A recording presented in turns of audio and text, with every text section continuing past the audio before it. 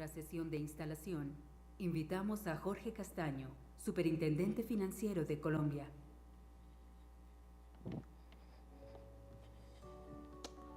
Bueno, muy buenos días para todos. Doctor Jaime Humberto, muchas gracias por la invitación. Voy a tratar de salirme de este formatico del atril. Espero que por favor sea bien visto por ustedes. Un saludo muy especial, doctor Juan Pablo Córdoba, a todos ustedes asistentes a este evento.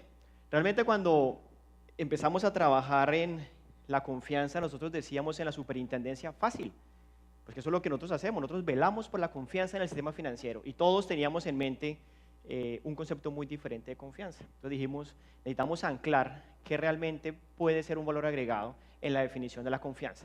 Y nos atrevemos a traer esta propuesta, lo que es, o lo que espera mejor un supervisor, sobre la construcción de confianza en un mercado de valores.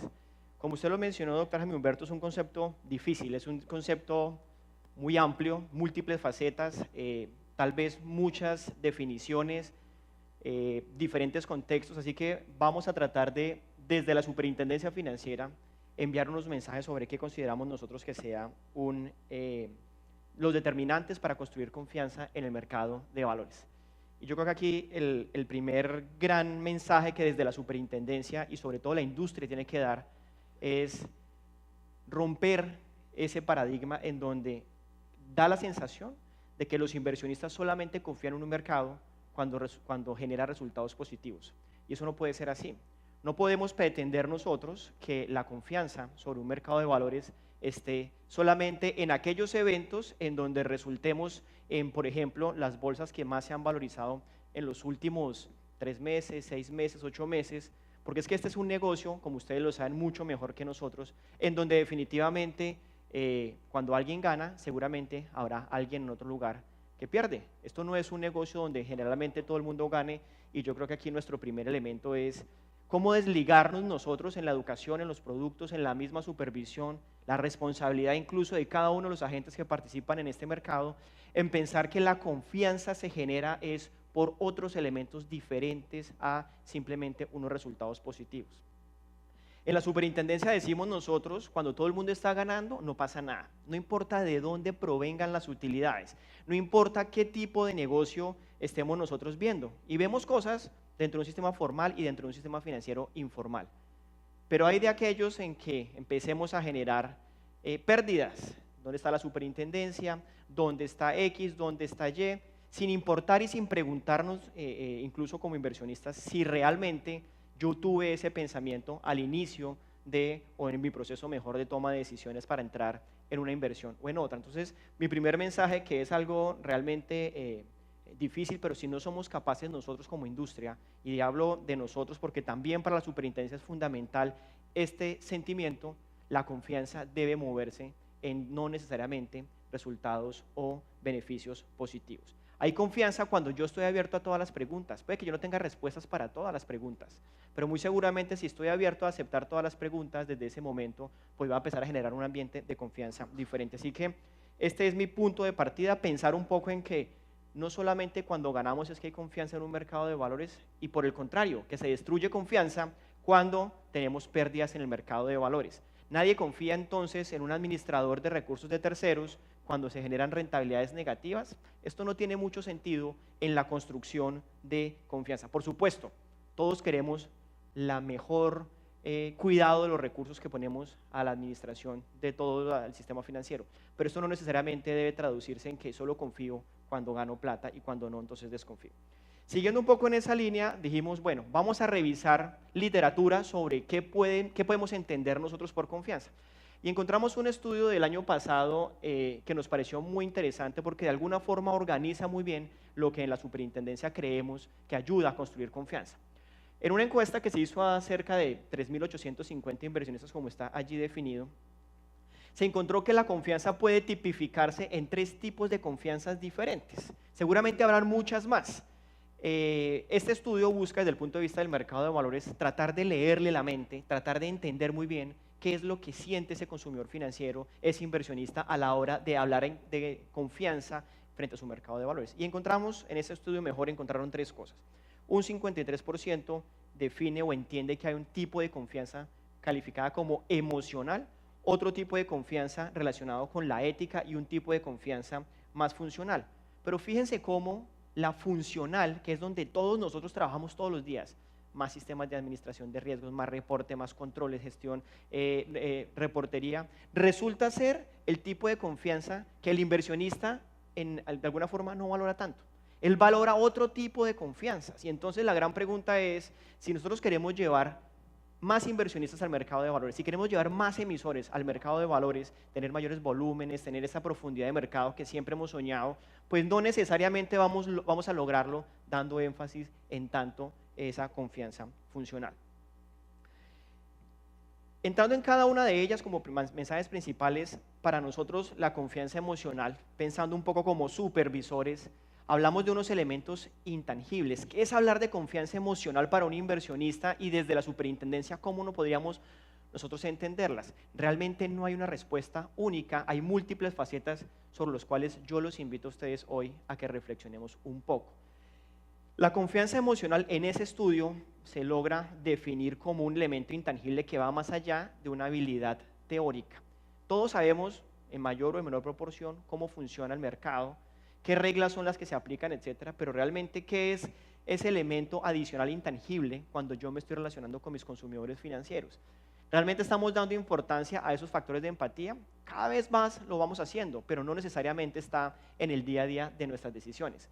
Los clientes de alguna manera son más que una estadística, solamente pensando en términos de rentabilidad. Cuando yo administro una firma de estas, ¿escuchamos a los clientes o yo le impongo mis pensamientos? Yo le impongo mi razón de entender las cosas cómo funcionan. ¿De quién es el cliente? El cliente es del comercial, el cliente es de la firma comisionista como tal, del administrador de recursos de terceros. Hemos avanzado mucho, pero yo creo que también nos falta mucho camino por recorrer en generar una relación directa con ese consumidor y no necesariamente con el comercial. En el último punto tenemos básicamente, sí, lo que siempre hemos discutido, qué tanto somos capaces de generarles a ellos unos productos que puedan ayudarnos. Vamos a la realidad colombiana. Estas gráficas, que espero que las puedan interpretar desde sus asientos, pues básicamente nos muestran es que nosotros no tenemos una diferenciación. Yo sé que la gráfica está un poco pesada, ya veo a Jorge allá haciendo caras, diciendo, bueno, esa gráfica, pero ¿qué trae esto? Trae una información donde va a quedar a disposición de ustedes, pero básicamente trae un mensaje en donde específicamente si nosotros revisamos desde el punto de vista de cómo están funcionando las firmas, cuáles son los gastos donde más están generando las firmas, qué eficiencia tienen, un muy buen estudio que ha hecho Asobolsa en colaboración de ANIF, etcétera, vemos que realmente no tenemos nosotros una diferenciación específica en esa propuesta, en ese relacionamiento con los clientes. Y si seguimos tratando de categorizarlas, pues vamos a ver cómo los gastos tienen una composición relativamente diferente, cómo el entendimiento independientemente de si yo soy una firma bancarizada o no bancarizada o a tener un relacionamiento, aquí no hay o no encontramos nosotros un valor agregado o una diferenciación en nuestra propuesta. Claro, es muy fácil decirlo, generemos valor agregado. ¿En dónde está el valor agregado? ¿Cómo podemos seguir pensando nosotros si hacemos generación de valor? Y vamos a mirar la distribución de los ingresos, comisiones y honorarios. Fíjense ustedes cómo en las diferentes firmas la parte verde, que es la administración de los fondos de inversión colectiva, realmente es hoy lo que está sosteniendo las firmas. Pero qué tan especializados estamos incluso en esa gestión, en la administración, en la misma gestión de los mismos fondos, la parte de la distribución. Yo creo que aquí es un elemento muy importante. Fíjense en cómo el contrato de comisión en alguna manera tiene una relevancia, pero si lo viéramos históricamente como lo vimos en la superintendencia, cada vez es menor lo que se está haciendo allí en esos ingresos. Entonces, si yo estoy buscando un relacionamiento emocional con mi consumidor financiero, ¿cómo le genero yo confianza si el principal producto está precisamente en un producto que es masivo, que tiene unos parámetros muy largos, pero no necesariamente me está ayudando a tener un relacionamiento uno a uno? Todos sabemos esto, la industria está cambiando. ¿Qué tan capaces vamos a ser nosotros de avanzar en esos cambios? Pero eso va a pasar, por supuesto, en que nosotros veamos diferentes elementos. El modelo de negocio, por ejemplo, de pasar de un esquema de comisiones a un esquema de honorarios, es hora de tener que dar esa discusión. Más allá del driver tributario, más allá que es que si los servicios tienen IVA o no tienen IVA, yo creo que esa discusión debemos superarla y pensar un poco en que la forma en que yo me relacione con el cliente pueda ser más dado en términos de honorarios y no necesariamente comisiones. De entrada, una comisión per se predispone a cualquier consumidor porque lo que siente él es que específicamente hay un mayor costo por algo que no le queda muy claro en cuál es el valor que le están agregando, sino es un peaje que tengo que pagar si quiero llegar o si no quiero llegar a ese elemento de negocio. La asesoría, aquí eso es fundamental. Y no estoy hablando solamente de la nueva regulación que entrará en vigencia en los próximos 12 y 18 meses de asesoría. Estoy un poco más en que pensemos realmente si nosotros podemos llegar a ser realmente asset managers, si nosotros realmente podemos empezar a buscar tipos de activos diferenciados, si podemos hacer otro tipo de negocios y no solamente lo que tradicionalmente hemos hecho, basados específicamente, por supuesto, en una mayor input en tecnología y una mejor transparencia para con ese cliente. Yo creo que es hora de pensar en una especialización de verdad, una especialización que como industria nos permita es distinguirnos por una propuesta de valor. Este es un estudio que también estuvimos revisando donde pareciese ser que nos pega muy bien. Esto es un estudio del 2014, hace más o menos 3 o 4 años, pero vemos cómo el modelo de negocio de los brokers estaba cambiando en el mundo y esa tendencia a nosotros todavía no nos ha venido pegando. ¿Es hora entonces de pensar en la tercerización? Yo creo que sí. Yo creo que ya es hora en que empecemos a buscar eficiencias, en que yo me especializo y lo que entrego es un proceso o entrego un procedimiento para que exista un tercero que lo sepa hacer muy bien y lo pueda desarrollar de mejor forma. Esa tercerización yo creo que es una invitación que tenemos que hacer en la industria, una reflexión que nosotros tenemos que hacer donde específicamente, así como lo propusimos para la industria de fondos de pensiones, también le viene muy bien para esta industria en pensar qué es lo que realmente yo debo hacer y definitivamente en dónde me puedo empezar a mover. La asesoría, yo creo que en esto nosotros, desde el punto de vista del gobierno, Ministerio de Hacienda, Superintendencia Financiera, es fundamental tener reglas de asesoría. Un decreto que tuvo bastante discusión, unas normas que tuvieron bastante debate, pero significativamente nos van a mover a otro mundo. Revisando muchos de esos estudios de confianza, incluso los productos simples son la puerta de entrada para que un consumidor financiero pueda tener confianza en lo que está haciendo, porque no le van a cambiar las reglas de juego. Vuelve un producto que en principio es complejo, que es una relación de muy largo plazo, lo vuelve en un producto que es entendible, que es asimilable y sobre todo no le va a presentar sorpresas, que eso de alguna manera ayuda a fomentar y a tener confianza en los mercados, especialmente en los mercados financieros. Así que la asesoría para nosotros también resulta ser fundamental. Confianza funcional, en ese mismo estudio, pues creo que en esto ya lo mencionó el doctor Jaime Humberto en su discurso. Nosotros estamos totalmente de acuerdo con ellos. En la confianza emocional tenemos que dar un nuevo impulso, hay más cosas. En la confianza funcional, pues hemos hecho mucho. Miremos las normas que existen, la circular 1, la circular 3. Hemos hecho una gran carrera, un gran esfuerzo por tener muchas normas de estándares internacionales, las mejores prácticas, etcétera. Pero de alguna manera hemos dicho, y bueno, ¿y el mercado dónde está? Entonces tenemos una competencia, o mejor, una confianza funcional que podríamos mejorar en ciertos aspectos donde no necesariamente la regulación entra. Un tema en reflexionar, por ejemplo, si somos capaces o no somos capaces de compararnos con pares internacionales.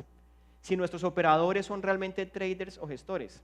Una discusión sobre si para mí es válido operar aquí u operar allá. Yo creo que tenemos que ir avanzando un poco más en que la relacionamiento que tengo como trader o como tengo como gestor, como intermediario de valores con mis clientes, debe darse definitivamente de otra manera, con unas herramientas y unos instrumentos mucho más comunicativos, mucho más fáciles de acercarme a ese consumidor financiero. ¿En dónde? En lo fundamental.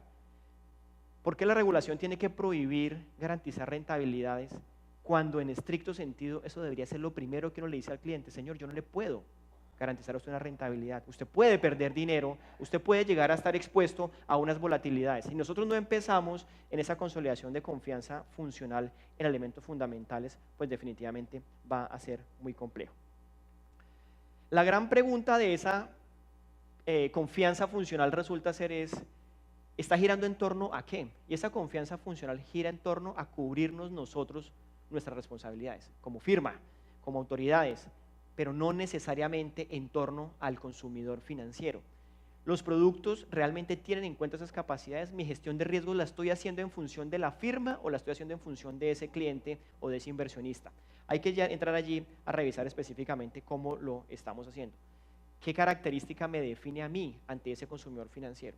Si no tengo estas respuestas claras, pues es muy difícil lograr vender confianza a unos inversionistas. Por supuesto, esto no es solamente desde la óptica de los intermediarios de valores, también tenemos que trabajar en el tema de educación financiera, pero educación financiera con unos planteamientos relativamente más ambiciosos a lo que hemos tenido hoy. Nosotros nos quedamos pensando en que de pronto una ley que nos obligara a que tuviéramos a todos en la educación, en los colegios, una materia donde habláramos de educación financiera fuese importante, pero puede que resulta discutible si eso funciona o no funciona. Estábamos viendo nosotros con la autoridad del Reino Unido, el convenio que nosotros hicimos, nos están dando una asesoría sobre el entendimiento de economía del comportamiento, cómo generar confianza y cómo entender ese relacionamiento de los consumidores financieros con las entidades vigiladas y con la superintendencia financiera a través de otros parámetros. A todos nos enseñaron de alguna forma que los procesos de toma de decisiones se hacen basados en un principio de eficiencias. Yo tomo la mejor decisión posible pensando en maximizar mi beneficio. Pero hay otros elementos sobre los cuales hoy nos están ayudando a entender mejor ese comportamiento de los consumidores financieros frente a los mercados y frente a las instituciones financieras. Y esto entonces son sesgos, otro tipo de elementos que generan decisiones diferentes incluso a aquellos procesos racionales a los cuales nosotros estamos acostumbrados. Esa economía del comportamiento, que además no es nada novedoso, tiene plena aplicación en los mercados de valores, tiene plena aplicación en los sistemas financieros. ¿Cómo logramos nosotros complementar esa educación tradicional? Que no quisiera entrar en discusiones sobre si ha funcionado o no ha funcionado, pero de pronto si la complementamos con algo mucho más vivencial, con algo mucho más cercano al sentido común, realmente ese consumidor financiero puede llegar a hacerlo. A través de varios instrumentos, yo creo que esta información va a quedar a disposición de ustedes. No quisiera demorarlos mucho más con esto, pero creemos que definitivamente la educación debe dar un salto adicional a que se vuelva muchísimo más vivencial que específicamente a la tradicional que nosotros hemos tenido. Esos son los elementos que, insisto, ponemos a disposición de ustedes, donde creemos que podemos construir, y esto no es regulación, no estoy anunciando como superintendencia una nueva norma que ahora el sistema de administración de protección del consumidor financiero entonces ahora tiene un esquema diferente. No, estoy diciendo que tenemos que trabajar para que pensemos de manera diferente esa aproximación en materia de educación frente a esos consumidores financieros. Confianza ética. Aquí yo creo que definitivamente el espacio que tenemos por mejorar es todo. Si uno pudiera organizar estos tres tipos de confianza, funcional, emocional y ética, en este campo es donde hemos hecho mucho, pero es donde es cada vez más difícil lograr contener los efectos negativos de la materialización de un evento. Los consumidores financieros, ¿qué esperan? Pues prácticas que se relacionen con una buena conducta. Aquí tengo unas preguntas de reflexión para todos ustedes. Los hemos discutido de múltiples formas. El punto es hasta cuándo nosotros vamos a sentir que ese es un problema de los demás y no es un problema mío. A mí me llama mucho la atención que cada vez que una firma tiene un problema, automáticamente, sin preguntar por qué, ni cómo, ni cuándo, la respuesta natural es cierren cupos. Pero ¿qué está? No, cierren cupos, cierren cupos, cierren cupos. A ver, ustedes son profesionales del riesgo, gestionan los riesgos, tienen más información que todos, porque no hay nada diferente a que le digan al supervisor siempre, ay, súper, eso se sabía. Bueno, y si se sabía, ¿por qué no actúas de conformidad con ese conocimiento? Entonces creo que aquí en el tema de generar confianza a través de elementos éticos son muy importantes. Reflexiones básicas, basados en nuestro ejercicio de supervisión, ¿qué tanto nosotros denunciamos las prácticas que atentan contra la confianza? Fíjense que aquí no estamos diciendo que seamos ilegales, aquí no estamos diciendo que volvamos a la época del peligrosismo, que si hay un señor que tiene ciertas características, entonces a este señor hay que tratarlo como delincuente, no. Pero ¿cuántas veces nosotros realmente denunciamos qué tipo de conductas? Casi que cuando nos toca, casi que cuando nos toca. Y hay muchos fraudes que pasan y la forma de gestionarlos como es.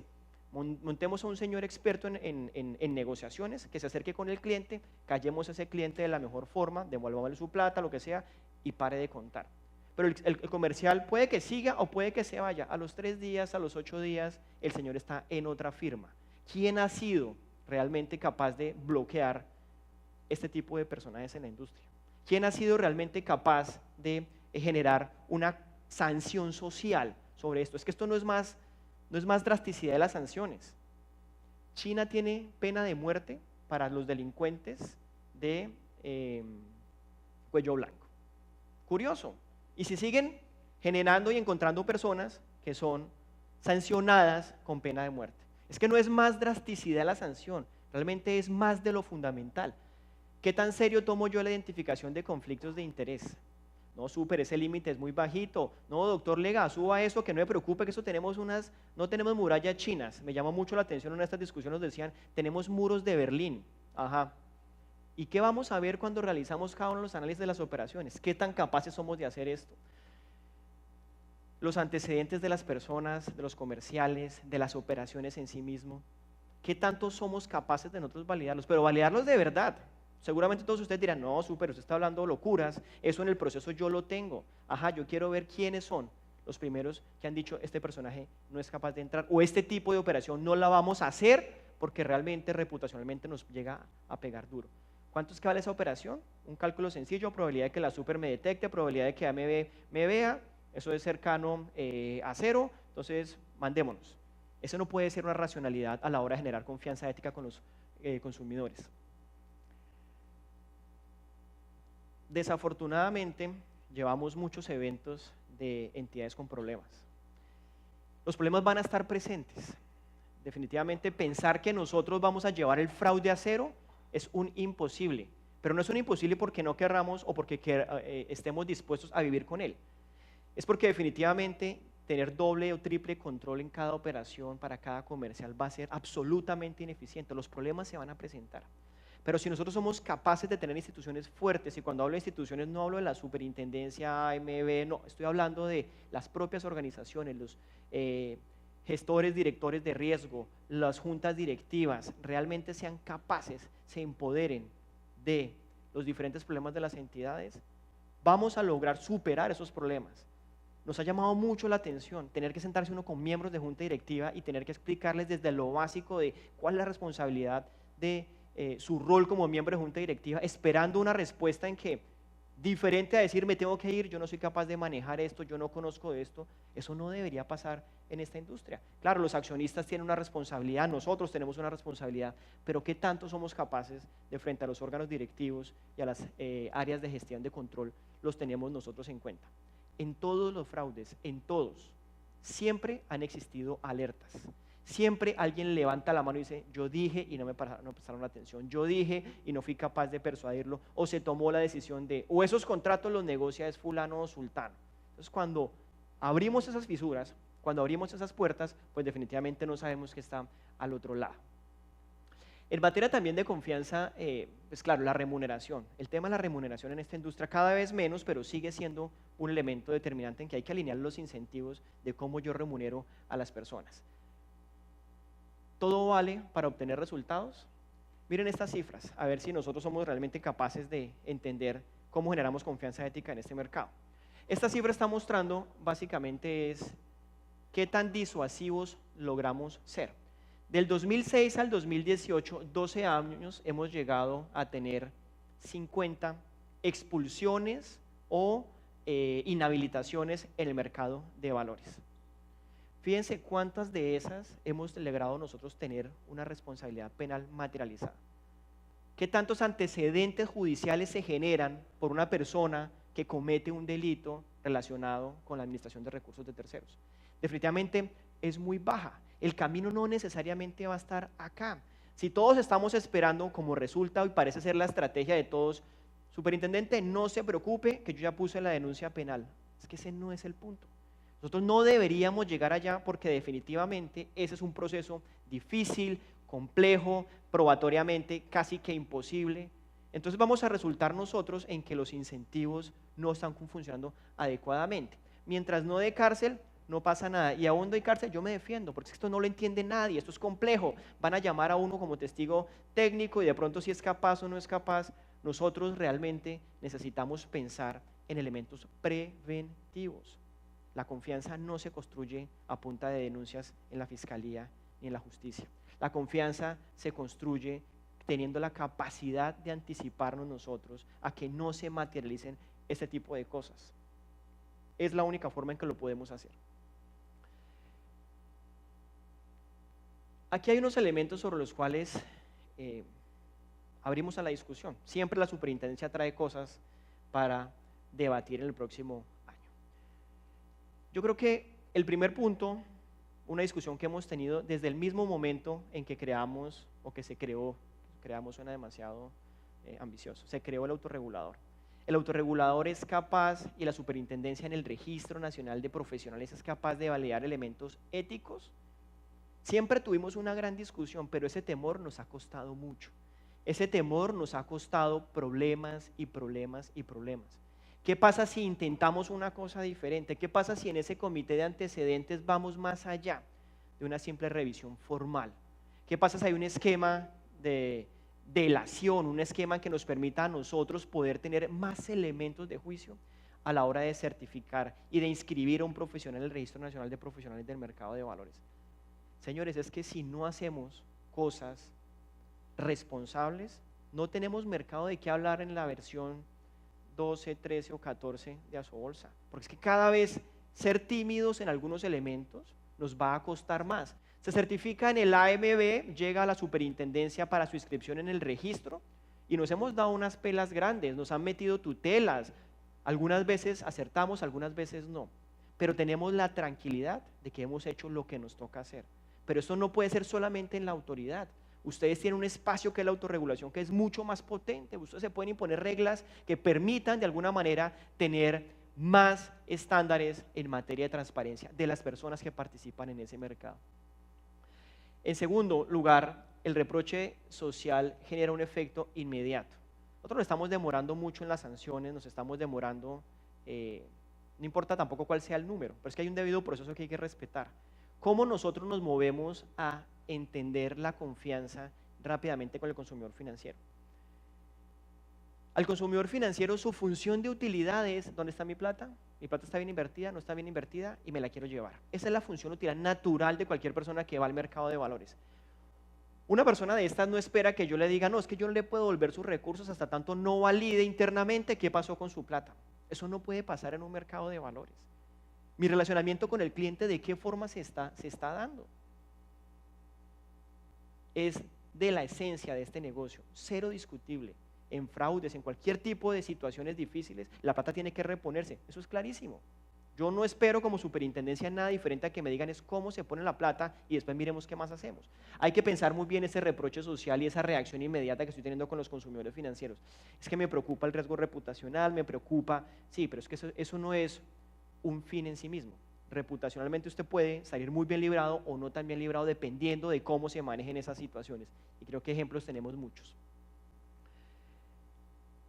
Al interior de las organizaciones, todos sabemos, y me lo dicen permanentemente, quiénes están actuando al límite y quiénes no.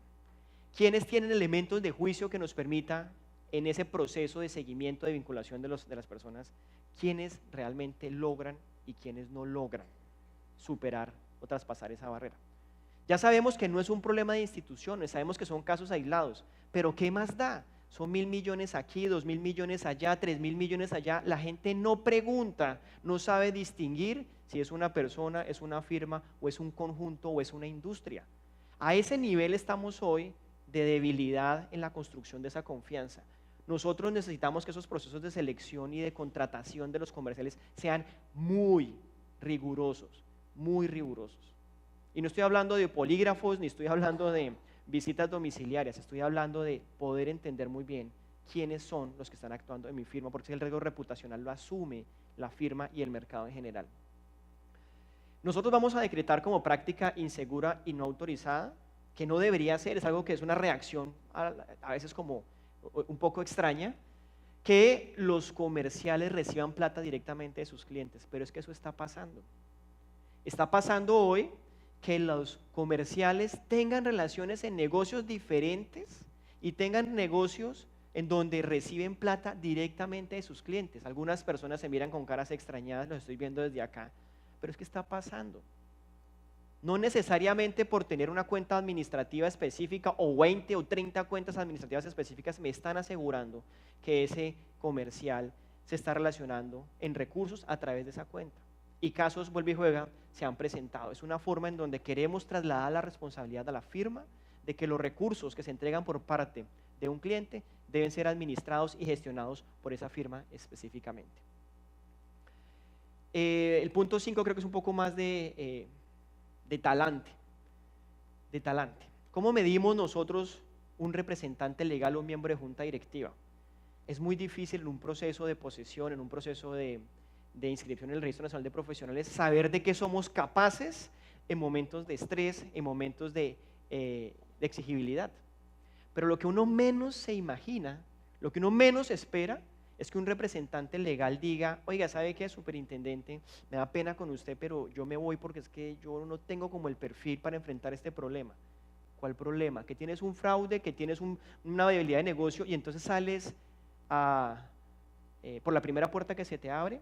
Pues debo decirles que eso no debería pasar a la hora de actuar como administradores, como miembros de junta directiva. No crean que esto es infundado, no voy a entrar en detalles ni en nombres, pero esto pasa y pasa más seguido de lo que nosotros creemos que pasa.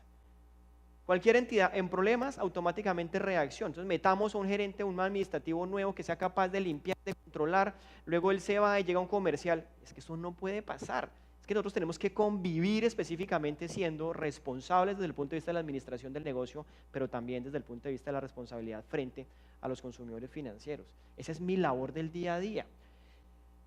Será entonces que debemos movernos a un mundo en el cual la certificación se vuelva obligatoria para todos los directores en una entidad como de intermediarios de valores. Pensando un poco, doctor Hanna, en una certificación diferenciada que nos permita tener ese balance entre el mundo comercial, que es bueno, se necesita, ni más faltaba, pero también sobre la conciencia y la responsabilidad que están asumiendo en todas las decisiones que se están tomando. Se cambian las prioridades. No, si yo tengo que responder al accionista. No, señores, me da pena con ustedes, entidades, pero es que ustedes tienen que responder es a los inversionistas. Esa es su razón de ser. Entonces, a la hora de evaluar, no por estar posesionado ante la superintendencia financiera, nosotros podemos garantizar esto. No lo podemos hacer. Es responsabilidad de ustedes mismos, de los miembros de la junta directiva, de los accionistas. Sepamos bien en dónde estamos nosotros moviéndonos específicamente. Yo creo que va rápidamente, esos 4 elementos quedan allí. Trabajar mucho en el tema ético, cumplir en esa oferta de valor.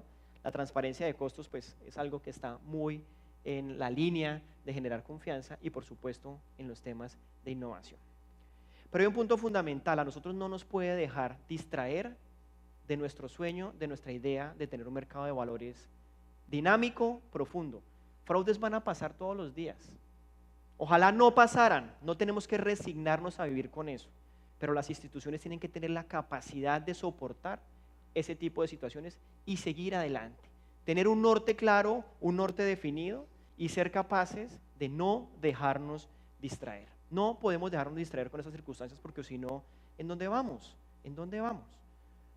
Todos soñamos de alguna manera con esta idea de más emisores, más inversionistas, intermediarios, infraestructuras eficientes, etcétera, etcétera. Ese realmente debe ser nuestro sueño.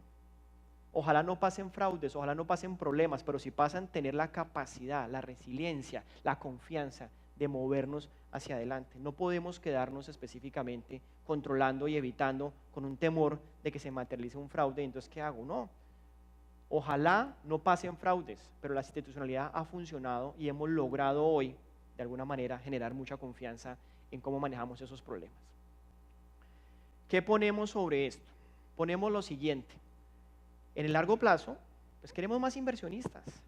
Y los costos de manejar los inversionistas pequeños, poco activos, son altos. Ustedes los tienen más que identificados.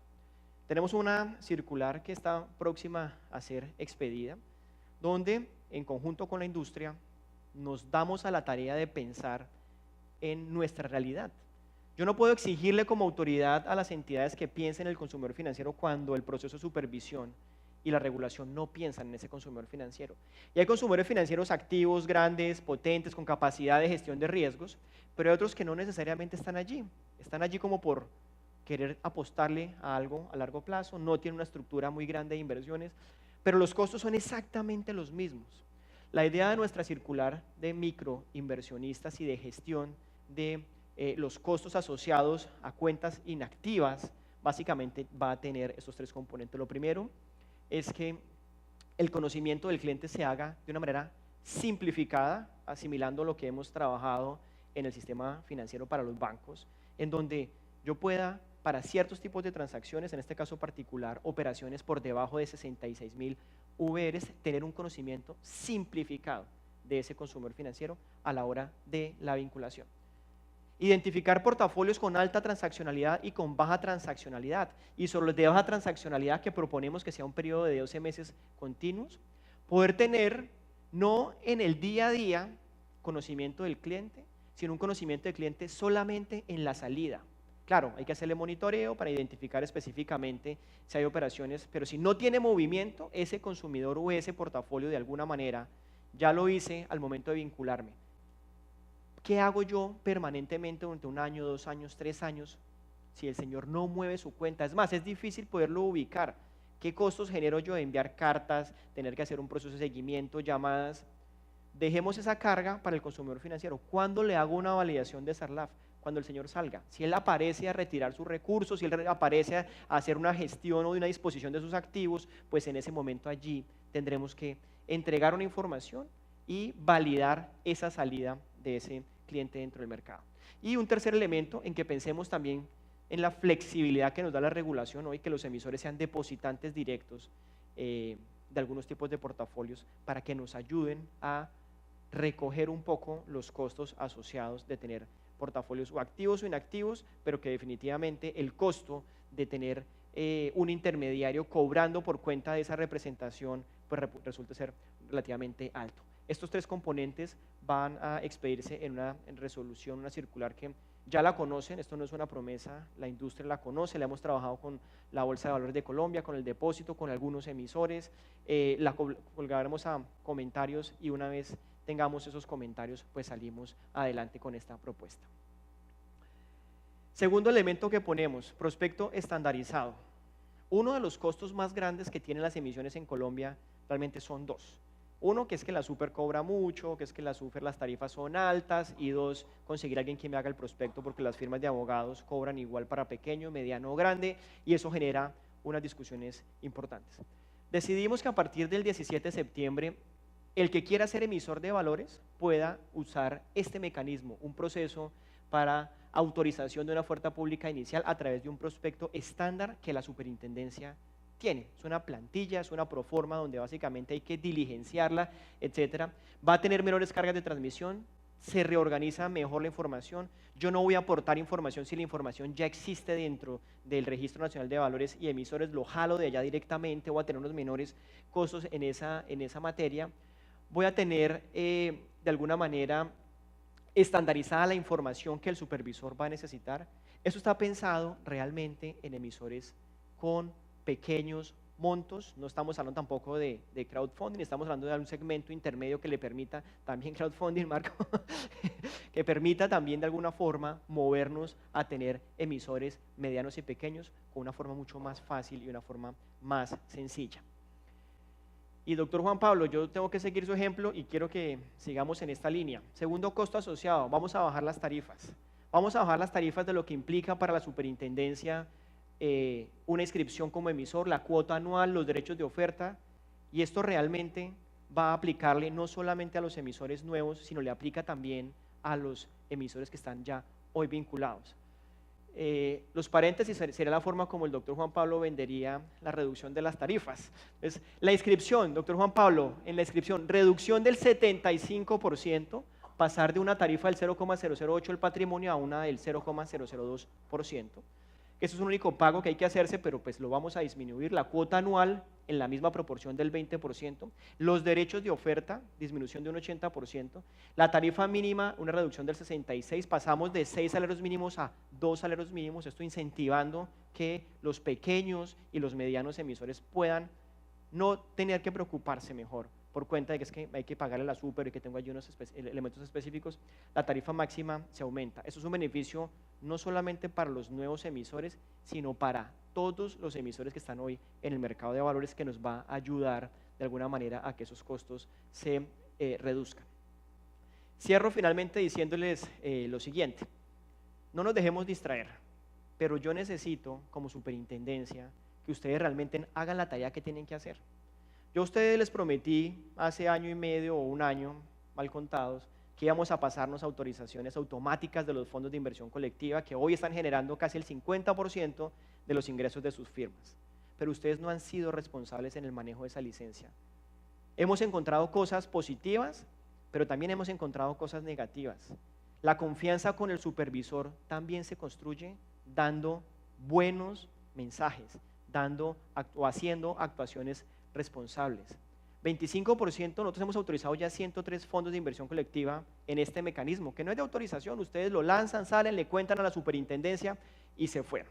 Entonces ya no tengo que medir en términos de días cuánto me demora autorizando un prospecto o no, pero el 25% de los trámites o de los reglamentos, etcétera, todos presentan inconsistencias, no lo están tomando en serio. Y si ustedes no lo toman en serio, la labor de una superintendencia es llevar a la industria a que lo tome en serio.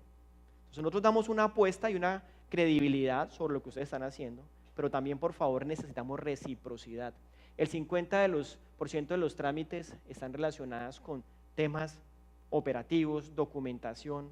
No es posible que entonces, como no les estamos validando en la entrada, entonces ustedes no entregan la información, no nos están operativamente funcionando adecuadamente.